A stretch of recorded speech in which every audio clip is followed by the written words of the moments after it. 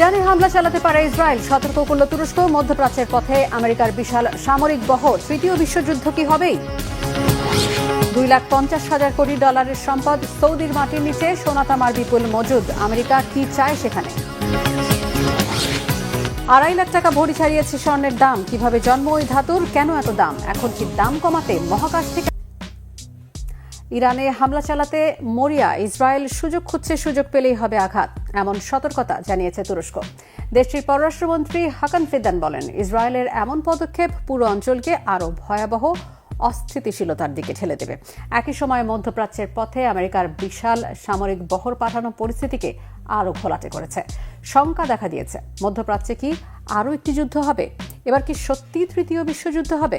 হিজল Zobayer desk রিপোর্টে বিস্তারিত। চিরশত্রু ইরানকে আক্রমণ করার জন্য ইসরায়েল সুযোগ খুঁজছে। সুযোগ পাওয়া মাত্রই হামলা চালাবে। ইসরায়েলের বর্তমান অবস্থান বিষয়ে বিভিন্ন গোয়েন্দা সূত্রের তথ্যের ভিত্তিতে হুঁশিয়ারি জানিয়ে কথা বলেছেন তুরস্কের পররাষ্ট্রমন্ত্রী হাকান ফিদান। 23 জানুয়ারি তুর্কি সংবাদ মাধ্যম এনটিভিকে দেয়া এক সাক্ষাৎকারে সতর্কতা জানিয়ে তিনি বলেন, ইসরায়েলের এমন কোনো পদক্ষেপ পুরো অঞ্চলকে আরও ভয়াবহ অস্থিতিশীলতার দিকে ঠেলে দেবে। সাক্ষাৎকারে সম্প্রতি ফিদান তার তেহরান সফরের কথা উল্লেখ করে বলেন, এরই মাঝে তিনি ব্যক্তিগতভাবে ইরানের শীর্ষ নেতৃত্বকে ইসরায়েলি হামলার আশঙ্কার বিষয়ে সতর্ক করেছেন। তিনি বলেন, আমি আশা করি ইসরায়েল হামলা না চালিয়ে ভিন্ন কোনো পথ বেছে নেবে, কিন্তু বাস্তবতা হলো তারা বিশেষভাবে ইরানের ওপর আঘাত হানার অপেক্ষায় আছে। একজন প্রকৃত বন্ধু হিসেবেই তেহরানকে এই তিক্ত সত্য জানাতে হয়েছে বলেন তিনি। ফিদানের এই সাক্ষাৎকারের আগেভাগেই তুরস্কের প্রেসিডেন্ট রিসেপ তাইয়েপ এরদোয়ান ইরানের প্রেসিডেন্ট মাসুদ পেজেশকিয়ানের সঙ্গে ফোনে কথা বলেন। সে সময় এরদোয়ান বলেন, তুরস্ক ইরানের স্থিতিশীলতার প্রশ্নে প্রতিশ্রুতিবদ্ধ এবং দেশটিতে যে কোনো বিদেশি হস্তক্ষেপের বিরোধী।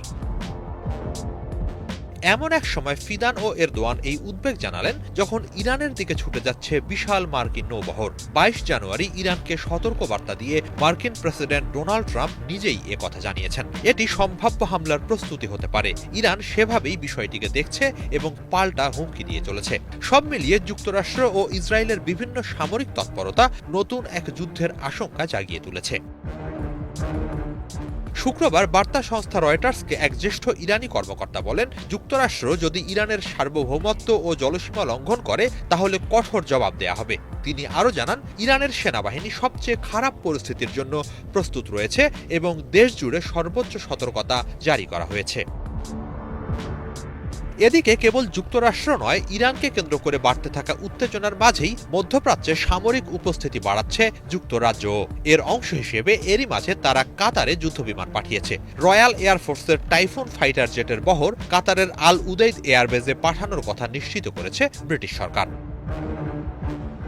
23 জানুয়ারি আমিরাত ভিত্তিক সংবাদ মাধ্যম দ্য ন্যাশনাল জানিয়েছে, এই যুদ্ধ বিমানগুলো মূলত প্রতিরক্ষামূলক ভূমিকা পালন করবে এবং সম্ভাব্য হুমকি ও হামলা মোকাবেলায় প্রস্তুত থাকবে। অনেক বিশ্লেষকের মতে যুক্তরাজ্যের এই সামরিক শক্তি মোতায়েন শুধু প্রতিরক্ষামূলক নয়, বরং ইরানের বিরুদ্ধে সম্ভাব্য প্রতিরোধের প্রস্তুতিও নির্দেশ করছে। ব্রিটিশ যুদ্ধবিমানের উপস্থিতি সম্ভাব্য ইরানি পাল্টা হামলার বিরুদ্ধে একটি বাড়তি নিরাপত্তা স্তর হিসেবে বিবেচিত হচ্ছে। এই ধরনের বিমানগুলো ইরানের শাহেদ 136 ড্রোন প্রতিরোধেও কার্যকর ভূমিকা রাখতে সক্ষম। অন্যদিকে মার্কিন রণতরী ইউএস আব্রাহাম লিঙ্কন, F-35 যুদ্ধবিমান, হেলফায়ার ক্ষেপণাস্ত্রধারী যুদ্ধজাহাজ এবং একটি স্ট্রাইক গ্রুপ ইতোমধ্যেই মালাক্কা প্রণালী পাড়ি দিয়েছে। শিগগিরই তারা মধ্যপ্রাচ্যে পৌঁছাবে। এর বাইরে স্ট্রাইক গ্রুপ সহ দ্বিতীয় আরেকটি মার্কিন বিমানবাহী রণতরী জর্জ H.W. বুশ দ্রুত মধ্যপ্রাচ্যে পৌঁছাবে বলে জানাচ্ছে মার্কিন সূত্রগুলো। সব মিলিয়ে এক অশুভ মেঘের ছায়া ঘনাচ্ছে ওই অঞ্চলে। ক্রমশ চড়ছে উদ্বেগ ও অনিশ্চয়তার পারদ। এদিকে যুক্তরাষ্ট্রের সামরিক তৎপরতার জবাবে কঠোর হুঁশিয়ারি দিয়েছে ইরান। তেহরান জানিয়েছে, যে কোনো হামলাকে তারা সর্বাত্মক যুদ্ধ হিসেবে বিবেচনা করবে এবং কঠিন জবাব দেবে। ট্রাম্পের পারস্য উপসাগরে রণতরী পাঠানোর ঘোষণার পর পাল্টাপাল্টি বক্তব্যে সংঘাতের আশঙ্কা বাড়ছে। যুক্তরাষ্ট্র ও ইরানের মুখোমুখি অবস্থানে গোটা অঞ্চলে উদ্বেগ ও অনিশ্চয়তা গভীর হচ্ছে। নতুন করে উত্তেজনা বাড়ছে মধ্যপ্রাচ্যে। যুক্তরাষ্ট্রের চোখ রাঙানিকে উপেক্ষা করে উল্টো কঠোর হুঁশিয়ারি দিয়েছে ইরান। তেহরান জানিয়েছে, তাদের উপর যে কোনো ধরনের হামলাকে সর্বাত্মক যুদ্ধ হিসেবে বিবেচনা করবে এবং এর জবাবে দেওয়া হবে সবচেয়ে কঠিন প্রতিক্রিয়া। যুক্তরাষ্ট্রের সামরিক তৎপরতা ঘিরে ইরানের কড়া ভাষায় এমন সতর্ক বার্তার পর নড়ে চড়ে বসেছে ওয়াশিংটন। ইরানের এক জ্যেষ্ঠ সরকারি কর্মকর্তা নাম প্রকাশ না করা শর্তে 23 জানুয়ারি বলেন, আশা করছি এই সামরিকায়ন সরাসরি সংঘাতের উদ্দেশ্যে নয়, তবে সবচেয়ে খারাপ পরিস্থিতি মোকাবেলার জন্য ইরানের সামরিক বাহিনী সম্পূর্ণ প্রস্তুত। এ কারণে পুরো দেশকে উচ্চ সতর্কতায় রাখা হয়েছে। ওই কর্মকর্তা আরও যোগ করেন, যুক্তরাষ্ট্র যদি কোনো হামলাকে সীমিত, সার্জিক্যাল কিংবা অন্য কোনো নামে উপস্থাপন করে, তবুও সেটিকে ইরানের উপর সর্বাত্মক যুদ্ধ হিসেবে দেখা হবে। পরিস্থিতি নিয়ন্ত্রণে ইরান সবচেয়ে কঠোর জবাব দেবে। এসব তথ্য উঠে আসে বিভিন্ন আন্তর্জাতিক গণমাধ্যমে। যদিও এই হুঁশিয়ারি আসে মার্কিন প্রেসিডেন্ট ডোনাল্ড ট্রাম্পের বক্তব্যের পর। ট্রাম্প সম্প্রতি ঘোষণা দেন, মার্কিন নৌবাহিনীর একটি বিশাল রণতরী বহর পারস্য উপসাগরের দিকে অগ্রসর হচ্ছে। যদিও তিনি পরে বলেন, এই বহর ব্যবহারের প্রয়োজন নাও হতে পারে। একই সঙ্গে ইরানের পারমাণবিক কর্মসূচি ও অভ্যন্তরীণ পরিস্থিতি নিয়েও আবারও হুঁশিয়ারি দেন তিনি।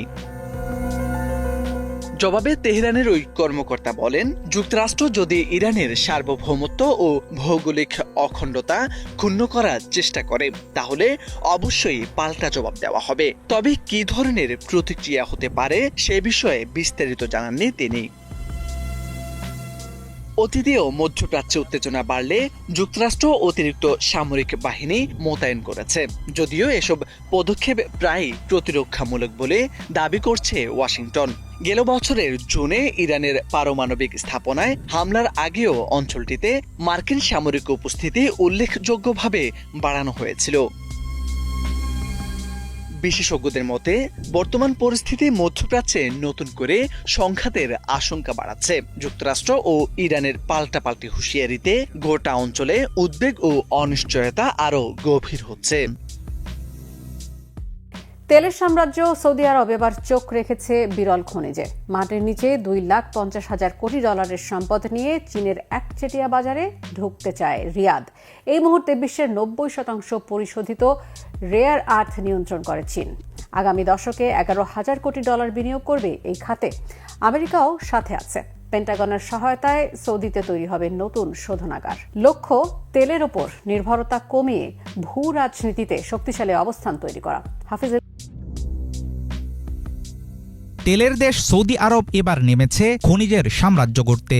রিয়াদ ঘোষণা দিয়েছে $2,50,000 কোটি সম্পদ নিয়ে চীনের বিরল খনিজের একচেটিয়া বাজারে ঢুকতে চায় তারা। সৌদির মাটির নিচে সোনা, দস্তা, তামা, লিথিয়াম ছাড়াও পাওয়া গেছে গুরুত্বপূর্ণ রেয়ার আর্থ বা বিরল খনিজের বিপুল মজুদ।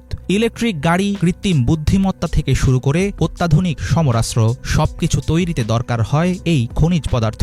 বর্তমানে বিশ্বব্যাপী বিরল খনিজের মূল চাবিকাঠি চীনের হাতে, কিন্তু আমেরিকার সাহায্য নিয়ে সেই মার্কেটে গুরুত্বপূর্ণ এক খেলোয়াড় হতে চাইছে সৌদি। আন্তর্জাতিক রাজনীতিতে প্রভাব বাড়াতেই কি দেশটি নিচ্ছে এমন পদক্ষেপ?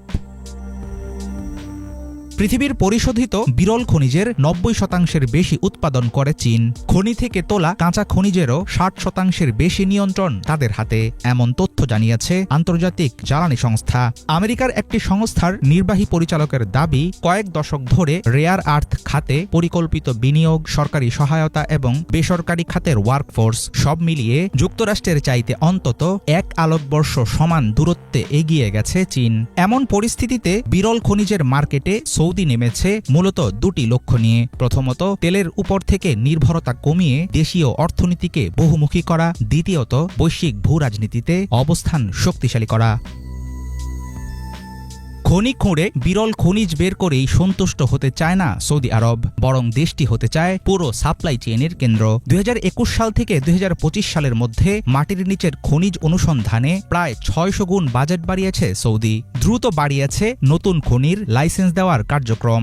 একই সঙ্গে কর হার কমানো ও আমলাতান্ত্রিক জটিলতা কাটছাঁটে মনোযোগ দিয়েছে সরকার। রিয়াদে অনুষ্ঠিত ফিউচার মিনারেলস ফোরামে সৌদির সরকারি খনিজ কোম্পানি মাদেন ঘোষণা দিয়েছে, আগামী 1 দশকে এই খাতে $11,000 কোটি বিনিয়োগ করবে তারা। এসব পরিকল্পনা সৌদির ঘনিষ্ঠ মিত্র আমেরিকার জন্য তৈরি করবে নতুন সুযোগ। 2025 সাল থেকে ভারী বিরল খনিজ রপ্তানিতে কড়া নিয়ন্ত্রণ আরোপ করেছে চীন। সামরিক সরঞ্জাম বানাতে দরকারি এমন খনিজ বেচাকেনায় আগের চাইতে জোরালো হয়েছে সরকারি নজরদারি। এর আগে নিজেদের বিরল খনিজ পরিশোধনের জন্য চীনে পাঠাতো আমেরিকা, কিন্তু বেইজিংয়ের কড়াকড়ির কারণে ওয়াশিংটনের জন্য কঠিন হয়ে উঠেছে পরিস্থিতি। সেক্ষেত্রে এই খাতে সৌদির সক্ষমতা বাড়লে সেটা যুক্তরাষ্ট্রের জন্যও লাভজনক হবে। সৌদির ভিশন 2030 পরিকল্পনায় খনিজ শিল্পকে চিহ্নিত করা হয়েছে মূল স্তম্ভ হিসেবে। বিশেষজ্ঞরা বলছেন আগামীতে সৌদি হতে পারে আফ্রিকা ও অন্যান্য দেশ থেকে আনা কাঁচা খনিজ পরিশোধনের আঞ্চলিক কেন্দ্র। যে কোনো ধরনের খনিজ ও এই খাতে বাণিজ্য একটি দীর্ঘমেয়াদী খেলা। একটি প্রসেসিং ফ্যাক্টরি তৈরি করতেই লেগে যায় 3 থেকে 5 বছর। গত নভেম্বরে সৌদি ঘোষণা দেয় আমেরিকায় বিভিন্ন খাতে প্রায় $1 লাখ কোটি বিনিয়োগ করবে রিয়াদ। এর বিনিময়ের একটি অংশ হিসেবে আমেরিকান কোম্পানি এমপি ম্যাটেরিয়ালস, মার্কিন প্রতিরক্ষা বিভাগ যৌথভাবে সৌদির মাটিতে তৈরি করবে নতুন শোধনাগার। নির্ভরযোগ্য জ্বালানি সরবরাহ এবং রাষ্ট্রায়ত্ত প্রতিষ্ঠান আরামকোর দক্ষতাই হবে রিয়াদের সবচেয়ে বড় পুঁজি। সেক্ষেত্রে মার্কিন সহায়তায় সৌদি কি পারবে চীনের বাজারে নিজের জায়গা করে নিতে? পাকিস্তানের খাইবার পাখতুনখোয়া প্রদেশের একটি বিয়ে বাড়িতে বোমা বিস্ফোরণে অন্তত 5 জন নিহত হয়েছে, আহত হয়েছে আরো 10 জন। শুক্রবার রাতে ডেরা ইসমাইল খান শহরের কুরেশি মোড় এলাকার একটি বাড়িতে এই বিস্ফোরণ ঘটে। ডেরা ইসমাইল খান পুলিশ জানায় শান্তি কমিটির প্রধান নূর আলম মেহসুদের বাড়িতে একটি বিয়ের অনুষ্ঠানে পূর্ব পরিকল্পনা অনুযায়ী হামলা চালানো হয়েছে।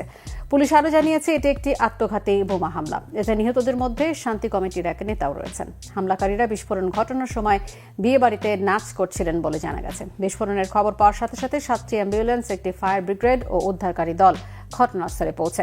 বিস্ফোরণে বাড়ির ছাদ ভেঙে পড়ায় উদ্ধার কাজ ব্যাহত হচ্ছে। ধ্বংসস্তূপের নিচে আটকে পড়াদের কাছে পৌঁছানো কঠিন হয়ে পড়েছে। এখন পর্যন্ত কোনো গোষ্ঠী এই হামলার দায় স্বীকার করেনি। বিস্ফোরণে নিহতদের পরিবারের প্রতি শোক জানিয়েছেন খাইবার পাখতুনখোয়া প্রদেশের মুখ্যমন্ত্রী সোহেল আফ্রিদি। এ ঘটনায় দোষীদের বিচারের আওতায় আনার আশ্বাস দিয়েছেন তিনি। অভিবাসন বিরোধী অভিযানের নামে মার্কিন সংস্থা ইমিগ্রেশন অ্যান্ড এনফোর্সমেন্ট আইসিই সংস্থার বিরুদ্ধে বল প্রয়োগের অভিযোগ উঠেছে বারবার। গুলি চালানোয় প্রাণহানির ঘটনাও আছে, কিন্তু এসব ঘটনায় আইসিই সদস্যদের কাউকেই বিচারের মুখোমুখি হতে হয়নি। বলা যায় বিচার বহির্ভূত হত্যাকাণ্ডের জন্য অভিযুক্ত হলেও এই সংস্থাটি বা এর সদস্যদের আইনের মুখোমুখি দাঁড় করানো হয়নি কখনো। বাইরে কনকনে ঠান্ডা, হালকা তুলার মতো বরফও পড়ছে। এমন পরিবেশে বাড়ি থেকে টানতে টানতে বের করে আনা হচ্ছে বয়সের ভারে নুয়ে পড়া এক ব্যক্তিকে, যার পরনে অন্তর্বাসের ওপরে একটি চাদর জড়ানো। তীব্র ঠান্ডায় গরম কাপড় পরারও সময় দেওয়া হয়নি তাকে। ঘটনাটি ঘটেছে যুক্তরাষ্ট্রের মিনেসোটা অঙ্গরাজ্যের রাজধানী সেন্ট পলে। এমন অমানবিক দৃশ্য দেখে আশেপাশের মানুষ প্রতিবাদ জানালেও কোনো ভ্রুক্ষেপ ছাড়াই ওই বৃদ্ধকে নিয়ে চলে যায় আমেরিকার ইমিগ্রেশন অ্যান্ড এনফোর্সমেন্ট এজেন্ট আইসিই এর সদস্যরা। বলতে গেলে এটি তেমন কিছুই নয়। অভিবাসন বিরোধী অভিযানের নামে প্রকাশ্যে গুলি চালানো আইসিই সদস্যদের জন্য সাধারণ বিষয়। পরিসংখ্যান বলছে গুলি করে কাউকে হত্যার ঘটনায় আইসিইকে কখনো বিচারের মুখোমুখিও হতে হয়নি। কিন্তু কি এমন ক্ষমতার বলে বিচার বিভাগকে এড়িয়ে চলেন মার্কিন ইমিগ্রেশন অ্যান্ড এনফোর্সমেন্ট সদস্যরা? মার্কিন সংবাদ মাধ্যম দ্য ট্রেসের মতে আইসিই এর সদস্যরা চলতি বছরের প্রথমে এবং গত বছর মিলিয়ে অন্তত 12 জনকে গুলি করেছেন। 2015 থেকে 2021 সালের মধ্যে হত্যা করেছে অন্তত 23 জনকে। আহত এর চেয়ে বেশি। গুলি চালানোর এই ঘটনাগুলোর কোনোটাতেই আইসিই এজেন্টদের বিরুদ্ধে অভিযোগ গঠন করা হয়নি, এমনকি মৃত্যুর ঘটনা ঘটলেও নয়। সংরক্ষিত আইন প্রয়োগকারী সংস্থার বল প্রয়োগ এবং অস্ত্র ব্যবহারের প্রশিক্ষণ সংক্রান্ত নথিপত্র বা নীতিগুলো কখনোই জনগণের কাছে প্রকাশ করা হয় না। এজেন্টরা মাঠে কিভাবে কাজ করেন তার বেশিরভাগই অজানা। 2016 সালের এক প্রশিক্ষণের তথ্য অনুযায়ী আইসিই কর্মকর্তাদের কেবল সহিংসতার ক্ষেত্রেই নয়, বরং সহিংসতার আশঙ্কার ক্ষেত্রেও বল প্রয়োগের অনুমতি দেওয়া হয়েছে। সব আইনেই ন্যূনতম বল প্রয়োগের কথা থাকলেও আইসিইর ক্ষেত্রে বিষয়টি উল্টো। কর্মকর্তারা পরিস্থিতি বুঝে সরাসরি গুলি চালানোর মতো কঠোর পদক্ষেপ নিতে পারেন। এমনকি গুলি চালানোর আগে সতর্ক করার ধারও ধারেন না তারা। 2023 সালে জো বাইডেন প্রশাসনের আদেশে এই বল প্রয়োগ নীতি সংশোধন করে তাদের প্রশিক্ষণের আওতায় আনা হলেও তা কাগজেই রয়ে গেছে। মার্কিন সংবিধানের ৪র্থ সংশোধনীতে সার্চ ওয়ারেন্ট ছাড়াই কোনো ব্যক্তি বা বাড়িতে তল্লাশি চালানোর অনুমতি দেয়। আইসিই এজেন্টরা বিশেষ আইনি সুরক্ষার সুযোগ ভোগ করেন, যার ফলে আদালতে তাদের জবাবদিহি করানো অত্যন্ত কঠিন। আইসিই তাদের নিয়মগুলো গোপন রাখে, যা বিশেষজ্ঞদের মতে তদন্ত এড়ানোর একটি কৌশল। এজেন্টরা আসলে নিয়ম মানছেন কিনা তা জানারও কোনো সুযোগ নেই। প্রচলিত এ পন্থাকে সমর্থন করেন মার্কিন ভাইস প্রেসিডেন্ট জেডি ভ্যান্স এবং হোমল্যান্ড সিকিউরিটি প্রধান।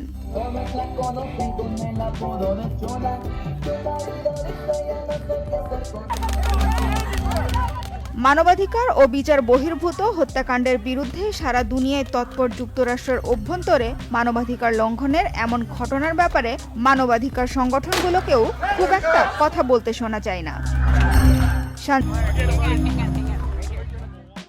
ভয়াবহ তুষার ঝড়ের চরম ঝুঁকিতে যুক্তরাষ্ট্রের অন্তত ২০ কোটি মানুষ। ভারী তুষারপাত, হিমশীতল বৃষ্টির ফলে তাপমাত্রা -৫০ ডিগ্রির নিচে নামতে পারে বলে আভাস দিয়েছে মার্কিন আবহাওয়া কর্তৃপক্ষ। এরই মধ্যে দেশটির অন্তত ১২টি অঙ্গরাজ্যে জরুরি অবস্থা ঘোষণা করা হয়েছে। প্রস্তুত রাখা হয়েছে অসংখ্য আশ্রয় কেন্দ্র। নিত্য প্রয়োজনীয় পণ্য কিনতে না পেরে ক্ষোভ জানিয়েছে অধিবাসীরা। যুক্তরাষ্ট্র কি গত ৫০ বছরের মধ্যে রেকর্ড সর্বনিম্ন তাপমাত্রা দেখতে যাচ্ছে? দেশটির তাপমাত্রা কি -৫০ ডিগ্রি সেলসিয়াসের নিচে নেমে আসবে? আবহাওয়ার পূর্বাভাস কিন্তু সেই সতর্কতাই দিচ্ছে। ভয়াবহ তুষারপাত ও তুষার ঝড়ের ঝুঁকিতে আছে যুক্তরাষ্ট্রের অন্তত ২০ কোটি মানুষ। এরই মধ্যে বিপজ্জনক ঠান্ডা পড়েছে দেশটির বেশিরভাগ অঙ্গরাজ্যে। পরিস্থিতি বিবেচনায় ১২ অঙ্গরাজ্যে ঘোষণা করা হয়েছে জরুরি অবস্থা। ঝড়ের সতর্কতায় এরই মধ্যে বিভিন্ন রাজ্যে স্কুল কলেজের ক্লাস বাতিল করা হয়েছে। ব্যাহত হতে পারে হাজারো ফ্লাইট চলাচল। এছাড়া তুষারে ঢাকা পড়তে পারে Memphis, Nashville, Washington DC, Baltimore, Philadelphia ও নিউ ইয়র্ক। যোগাযোগ বিচ্ছিন্ন হওয়ার পাশাপাশি বিদ্যুৎ বিভ্রাটের ঝুঁকিতে আছে লাখো বাসিন্দা। শুক্রবার টেক্সাস, ওকলাহোমা এবং ক্যানসাস অঙ্গরাজ্যের কিছু অংশে ভয়াবহ তুষারপাত হয়েছে। আবহাওয়া দপ্তর ভারী তুষারপাত, শিলাবৃষ্টি এবং হিমশীতল বৃষ্টির শঙ্কা করছে।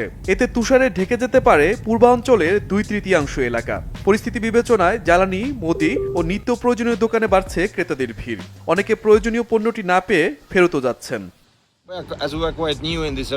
আমি কিছু লবণ সংগ্রহ করেছি। এই সপ্তাহে পরিস্থিতি খুব খারাপ হবে।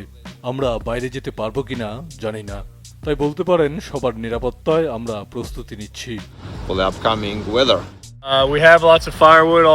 তুষার ঝড়ের শঙ্কায় আমরা এরই মধ্যে জ্বালানি কাঠ সংগ্রহ করেছি। এছাড়া বিদ্যুৎ বিভ্রাটের ভয়ে আমরা প্রয়োজনীয় শুকনো খাবার ও পানি সংগ্রহ করেছি। আশা করি এই দুর্যোগ আমরা সহজে মোকাবেলা করতে পারবো। টেক্সাস কর্তৃপক্ষ জরুরি তুষারঝড়ের উচ্চ সতর্কতার পাশাপাশি ১.৫ সেন্টিমিটার পর্যন্ত তুষারপাতের শঙ্কা করছে। রাজ্যটিতে সপ্তাহ জুড়ে এই ঝড়ের প্রভাব থাকবে বলে জানিয়েছে আবহাওয়া অফিস। এতে ভয়াবহ বিদ্যুৎ সংকট ও যোগাযোগ ব্যবস্থা ব্যাহত হওয়ার শঙ্কা করছে বাসিন্দারা। যেভাবে সতর্কতা জারি করা হচ্ছে তাতে বিপদ বোধ হয় খুব কাছাকাছি। তবে বিদ্যুৎ বিচ্ছিন্ন না হলে আমরা ঠিক থাকবো। দেখুন, বাইরে প্রচন্ড ঠান্ডা। আমরা নিজেদের গরম রাখার চেষ্টা করছি। এরপর কি হবে তা ভাবতে চাই না। তুষার ঝড়ের ঝুঁকি থেকে গৃহহীন বাসিন্দাদের রক্ষায় এরই মধ্যে টেক্সাস সহ বিভিন্ন রাজ্যে আশ্রয় কেন্দ্র প্রস্তুত করা হয়েছে। প্রস্তুত আছে উদ্ধারকারী দল ও সব ধরনের উদ্ধার সরঞ্জাম। শহীদ যুক্তরাষ্ট্রের জর্জিয়ায় পারিবারিক কলহের জেরে ভারতীয় স্বামীর গুলিতে স্ত্রী সহ ৪ জন নিহত হয়েছে। এ ঘটনায় অল্পের জন্য প্রাণে বেঁচেছে বাড়ির ভেতরে থাকা ৩ শিশু। স্থানীয় সময় শুক্রবার জর্জিয়া অঙ্গরাজ্যের লরেন্সভিল শহরের একটি বাসভবনে এই হত্যাকাণ্ড ঘটে। প্রায় রাত ২:৩০টার দিকে পুলিশ ব্রুক আইভি কোর্ট এলাকার একটি বাড়ি থেকে জরুরি ফোন কল পায়। ঘটনাস্থলে পৌঁছে পুলিশ ৪ জন প্রাপ্তবয়স্কের গুলিবিদ্ধ মরদেহ উদ্ধার করে। পরে বাড়িটি থেকে ৩ শিশুকে জীবিত উদ্ধার করে পুলিশ। গুলির ঘটনার সময় ওই ৩ শিশু আলমারির ভেতরে লুকিয়েছিল। ঘটনার পর একজন 911 নম্বরে ফোন করে পুলিশকে জানায়। অভিযুক্ত বন্দুকধারীদের পুলিশ গ্রেফতার করেছে। প্রাথমিকভাবে ধারণা করা হচ্ছে পারিবারিক কলহের জেরে এই হত্যাকাণ্ড ঘটেছে। অভিযুক্ত বন্দুকধারীকে গ্রেফতার করেছে পুলিশ। বন্দুকধারীর বিরুদ্ধে গুরুতর হামলা, ৪ জনকে নিষ্ঠুরভাবে হত্যা, শিশুদের বিরুদ্ধে একটি প্রথম ডিগ্রির নিষ্ঠুরতা এবং 2টি তৃতীয় ডিগ্রির নিষ্ঠুরতার অভিযোগ আনা হয়েছে। স্বর্ণ, যার ঝলক মানুষের চোখে শুধু গয়না বা বিনিয়োগের প্রতীকী নয়, বরং ক্ষমতা ও নিরাপত্তার চিহ্ন। সম্প্রতি বাংলাদেশি মুদ্রায় ভরি প্রতি স্বর্ণের দাম 2.5 লাখ টাকা ছাড়িয়ে যাওয়ায় আবারও আলোচনায় এসেছে এই মূল্যবান ধাতু। কিন্তু প্রশ্ন হলো, এই স্বর্ণের জন্ম কোথায়? পৃথিবীতে এলোই বা কিভাবে, কেনই বা এর দাম এত বেশি, আর ভবিষ্যতে মহাকাশ থেকে স্বর্ণ এনে কি বদলে যেতে পারে বৈশ্বিক অর্থনীতি? ডেস্ক রিপোর্টে বিস্তারিত জানাচ্ছেন ইমরান। সম্প্রতি বাজারে স্বর্ণের দাম বাংলাদেশি মুদ্রায় ভরি প্রতি 2,50,000 টাকা ছাড়িয়ে গেছে। ফলে স্বর্ণ এখন পুরো পৃথিবীর আলোচনার কেন্দ্রে।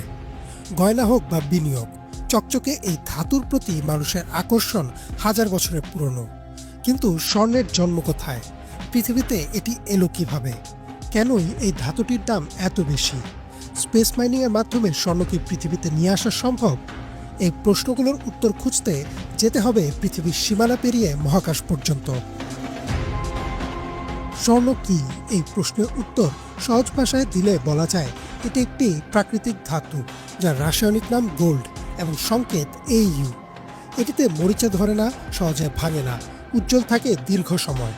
ধারণা করা হয় এই বৈশিষ্ট্যগুলোর কারণেই প্রাচীন সভ্যতা থেকে আধুনিক যুগ পর্যন্ত স্বর্ণকে সম্পদ, ক্ষমতা ও নিরাপত্তার প্রতীক হিসেবে দেখা হয়। আশ্চর্যের বিষয় হলো, স্বর্ণের জন্ম পৃথিবীতে হয়নি। বিজ্ঞানীরা বলছেন পৃথিবীর ভেতরের চাপ বা তাপ দিয়ে সোনা তৈরি করা সম্ভব নয়। ব্রিটানিকাতে প্রকাশিত একটি ব্যাখ্যা অনুযায়ী স্বর্ণের মতো ভারী মৌল তৈরি হয় মহাকাশে অত্যন্ত ভয়ঙ্কর ও শক্তিশালী মহাজাগতিক ঘটনায়, বিশেষ করে নিউট্রন তারার সংঘর্ষ বা সুপারনোভার বিস্ফোরণে। নাসাতে প্রকাশিত একটি প্রতিবেদন মতে 2টি নিউট্রন স্টার যখন একে অপরের সঙ্গে ধাক্কা খায় তখন যে বিপুল পরিমাণ তাপ ও চাপ উৎপন্ন হয়, সেই পরিবেশেই সোনা বা প্লাটিনামের মতো ভারী ধাতুর জন্ম। মহাজাগতিক বিস্ফোরণের সময় তৈরি হওয়া সোনা ধূলিকণার মতো ছড়িয়ে পড়ে মহাকাশে। কোটি কোটি বছর পর সেই ধূলিকণা একত্র হয়ে তৈরি হয় গ্রহ, উপগ্রহ ও উল্কা। বিজ্ঞানীদের ধারণা, পৃথিবীর জন্মের সময় উল্কার মাধ্যমে এই ধাতুটি ভূপৃষ্ঠে আসে। নাসা এবং অ্যাপমেক্সে প্রকাশিত বিভিন্ন গবেষণায় বলা হয়েছে পৃথিবীর ভূত্বকের স্বর্ণের বড় একটি অংশ এসেছে প্রাচীন উল্কাপাত থেকে। বিজ্ঞানীরা মনে করেন পৃথিবীর গঠনের শুরুর দিকে অধিকাংশ স্বর্ণ গলিত অবস্থায় কেন্দ্রের দিকে চলে গেছে, ফলে আমাদের নাগালে আছে মাত্র অল্প অংশ। ব্রিটানিকাতে প্রকাশিত তথ্য অনুযায়ী পৃথিবীতে এখন পর্যন্ত মানুষ মাত্র প্রায় 2 লাখ টনের মতো স্বর্ণ উত্তোলন করেছে, যা পৃথিবীতে থাকা মোট স্বর্ণের ছোট্ট একটি অংশ। এমন পরিস্থিতিতে অনেকেই প্রশ্ন করতে পারেন, বিজ্ঞান এত এগিয়েছে, তাহলে কি ল্যাবে স্বর্ণ বানানো যায় না? তাত্ত্বিকভাবে সম্ভব হলেও বাস্তবে তা প্রায় অসম্ভবের কাছাকাছি। ব্রিটানিকা ও স্টোনেক্স বুলিয়নে প্রকাশিত বিশ্লেষণে বলা হয়েছে কৃত্রিমভাবে সোনা তৈরি করতে যে শক্তি ও খরচ প্রয়োজন তা বাজার মূল্যের চেয়ে কয়েক হাজার গুণ বেশি। বিজ্ঞানীদের ধারণা, সূর্য ও গ্রহগুলোর ভেতরে বিপুল পরিমাণ স্বর্ণ রয়েছে, বিশেষ করে গ্রহাণু বা অ্যাস্টেরয়েডে। নাসাতে প্রকাশিত একটি গবেষণায় বলা হয়েছে কিছু গ্রহাণুতে এত স্বর্ণ আছে যে তা পৃথিবীর বর্তমান অর্থনীতিকে পুরোপুরি পাল্টে দিতে পারে। এখান থেকেই আসে স্পেস মাইনিংয়ের ধারণা। ভবিষ্যতে মানুষ যদি গ্রহাণু থেকে সোনা তুলতে পারে তাহলে সম্পদের সংজ্ঞায় বদলে যেতে পারে। তবে প্রযুক্তি, খরচ ও আইনগত জটিলতার কারণে এটি এখনও ভবিষ্যতের গল্প। সবশেষে বলা যায়, স্বর্ণ শুধু একটি ধাতু নয়, এটি মহাকাশের ইতিহাস বয়ে আনা এক অনন্য উপহার। কোটি কোটি বছর আগে তারার মৃত্যুর মধ্য দিয়ে জন্ম নেয়া এই ধাতু আজ মানুষের হাতে অলংকার, বিনিয়োগ ও নিরাপত্তার প্রতীক। বাজারে দাম বাড়ুক বা কমুক, এই ধাতুটির প্রতি মানুষের আকর্ষণ হয়তো কখনোই ফুরাবে না। ইমরান মাহমুদ। মহাকাশ প্রযুক্তিতে যুগান্তকারী এক আবিষ্কার, এমন এক মহাকাশযান যা চলার পথে নিজের কাঠামোকেই জ্বালানি হিসেবে ব্যবহার করবে। এতে কম খরচে দূর মহাকাশে পৌঁছানো এবং নতুন ধরনের কক্ষপথে যাত্রা সম্ভব হবে বলে দাবি বিজ্ঞানীদের। সেলফ ফিটিং স্পেসক্রাফট নামের এই প্রযুক্তি ভবিষ্যতে মহাকাশ অভিযানে নতুন দিগন্ত খুলে দিতে পারে। নিজেকে খেয়ে এগোবে মহাকাশযান, বাস্তব হচ্ছে কল্পবিজ্ঞান। মোর্শেদ আলমের আরও একটি ডেস্ক রিপোর্ট। মহাকাশ প্রযুক্তি দুনিয়ায় নতুন আবিষ্কার। মহাকাশযানও খাদ্য গ্রহণ করবে, তবে কোনো জ্বালানি বা মানব খাদ্য নয়, বরং নিজেকে নিজেই খেয়ে ফেলবে। অবিশ্বাস্য মনে হলেও এমনই যুগান্তকারী এক ধারণা সামনে এনেছেন বিজ্ঞানীরা, যা খরচ কমিয়ে বদলে দিতে পারে মহাকাশ জগতের উদ্ভাবনকে। বিজ্ঞানীদের দাবি মহাকাশযান চলার পথে নিজের শরীর নিজে জ্বালানি হিসেবে ধীরে ধীরে খেয়ে ফেলবে, যার লক্ষ্য মহাকাশযানের ওজন কমানো। ফলে একই সঙ্গে বেশি পেলোড বহন করা কিংবা আরো দূরবর্তী কক্ষপথে পৌঁছানো সম্ভব হবে। উদ্ভাবকদের মতে এই প্রযুক্তি ভবিষ্যতে স্বল্প ব্যয়ে মহাকাশ অভিযানে নতুন ধরনের তথাকথিত এক্সোটিক কক্ষপথে পৌঁছানোর সুযোগ তৈরি করতে পারে। উদ্ভাবকরা জানান এই ট্যাঙ্কটি নাইলন 6 নামের বিশেষ ধরনের পলিমার দিয়ে তৈরি। সহজ একটি প্রতিক্রিয়ায় বানানো ট্যাঙ্কের আকার ছোট হলে ভেতরে চাপ বাড়ে। সেই চাপ হাইড্রোজেন পার অক্সাইডকে সুপার হিটিং প্রক্রিয়ার মাধ্যমে নাইলন ট্যাঙ্কের সংস্পর্শে নিয়ে আসে। তখন রাসায়নিক বিক্রিয়ার মাধ্যমে দহন ঘটে এবং সেখান থেকেই তৈরি হয় মহাকাশযানের গতিশক্তি। উদ্ভাবকরা এই প্রযুক্তির নাম দিয়েছেন সেলফ হিটিং স্পেসক্রাফট বা নিজেকে খেয়ে ফেলা মহাকাশযান নামে। একে ইকোনমিক্যাল ট্রান্সফার ভেহিকল নামেও অভিহিত করা হয়েছে, কারণ এটি তুলনামূলকভাবে অত্যন্ত কম খরচে তৈরি করা সম্ভব। বাণিজ্যিক রাইড শেয়ারিং রকেটের মাধ্যমে মহাকাশে পাঠানো হবে নতুন ধরনের এই এয়ারক্রাফট। এরপর পৃথিবীর নিম্ন কক্ষপথ বা সূর্য সমলয় কক্ষপথ থেকে নিজস্ব শক্তিতে এমন কক্ষপথে পৌঁছাবে যা এতদিন অনেক স্টার্টআপ বা গবেষণা প্রকল্পের নাগালের বাইরে ছিল বলে জানান মেরিডিয়ান স্পেস কমান্ডের প্রতিষ্ঠাতা ডক্টর স্যাম রিচার্ডস। বিশ্ববিদ্যালয় স্টার্টআপ বা মহাকাশ সংস্থাগুলোর জন্য বহু বৈজ্ঞানিক মিশন অত্যন্ত ব্যয়বহুল হয়ে পড়ে, ফলে তারা অনেক পরিকল্পনায় বাস্তবায়ন করতে পারে না। এজন্য আমরা দীর্ঘদিন ধরে গবেষণা করে এই প্রযুক্তি আবিষ্কার করেছি। মহাকাশ যানটির ট্যাঙ্ক তৈরি করা হয়েছে পলিমার নাইলন 6 দিয়ে। হাইড্রোজেন পার অক্সাইডকে সুপার হিটিং এর মাধ্যমে নাইলন ট্যাঙ্কের সংস্পর্শে এনে রাসায়নিক দহন ঘটায়, আর সেখান থেকে তৈরি হয় থ্রাস্ট। এটি খুবই কার্যকর হতে পারে, কারণ যখন থ্রাস্ট তৈরি হয় ট্যাঙ্কের দৈর্ঘ্য ক্রমাগত ছোট হতে থাকে, শেষ পর্যন্ত একটি ছোট অংশ ছাড়া আর কিছুই থাকে না। এর মানে হলো প্রচলিত মহাকাশযানের মতো শেষ পর্যন্ত কোনো খালি ট্যাঙ্ক পড়ে থাকে না। ফ্রান্সের তুলুজ ভিত্তিক স্টার্টআপ আলফা ইম্পালসন এই প্রকল্পের অংশীদার। প্রতিষ্ঠানটির দাবি, তাদের উদ্ভাবিত প্রপালশন সিস্টেম শুধু কম খরচে গভীর মহাকাশে যাওয়ার সুযোগই তৈরি করবে না, বরং মহাকাশে কম বর্জ্য তৈরি করে পরিবেশ বান্ধব প্রযুক্তির পথ খুলবে। ইটিভির প্রথম দিকের গ্রাহকদের মধ্যে রয়েছে ভারতের স্পেস কিডস, যারা চাঁদের কক্ষপথে পৌঁছানো এবং নিয়ন্ত্রিতভাবে অবতরণের চেষ্টা করেছে। এছাড়াও যুক্তরাজ্যের ELFEN নামের একটি বৈজ্ঞানিক মিশন পৃথিবীর চুম্বক ক্ষেত্রের সৌরবায়ুর প্রভাব নিয়ে গবেষণার জন্য ভূস্থির উপগ্রহের অনেক বাইরে কক্ষপথে কাজ করবে। বর্তমানে ইটিভি প্রকল্পটি প্রাথমিক নকশা পর্যালোচনার পর্যায়ে রয়েছে এবং এতে অর্থায়ন করেছে যুক্তরাজ্যের স্পেস এজেন্সি। এই ছিল আজকের মতো, সাথে থাকায় ধন্যবাদ।